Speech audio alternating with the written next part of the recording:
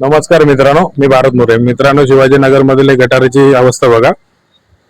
Katy industrial मधून मागून जो नाला येतो त्यातून पूर्ण घाण पाणी सरळ सरळ शिवाजीनगर मध्ये येते. ते गटर तुंबलेलं असल्यामुळे पूर्ण रस्त्यावर पाणी जमा होते आणि पहिलाच पाऊस पडला होता. पहिल्या पावसामध्येच शिवाजीनगर मध्ये पूर्ण रस्त्यावर पाणी भरलं. लोकांच्या गाड्या पाण्यामध्ये बुडल्या. तिथल्या स्थानिकांना तिथला त्रास, लोकांच्या घरात सुद्धा पाणी शिरले. हीच का ती नाले सफाई नागरिकांच्या घरात पाणी शिरण्यापर्यंत. वसई विरार शहर महानगरपालिकेचे प्रभाग समिती एफचे अधिकारी यांच्या निष्काळजीपणामुळे शिवाजीनगर मधील नागरिकांच्या घरात पाणी शिरले आहे.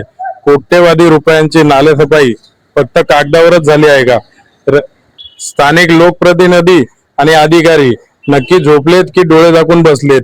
नागरिकांनी प्रामाणिकपणे टॅक्स भरायचा आणि पहिल्याच पावसात घरात पाणी उपसत बसायचं का?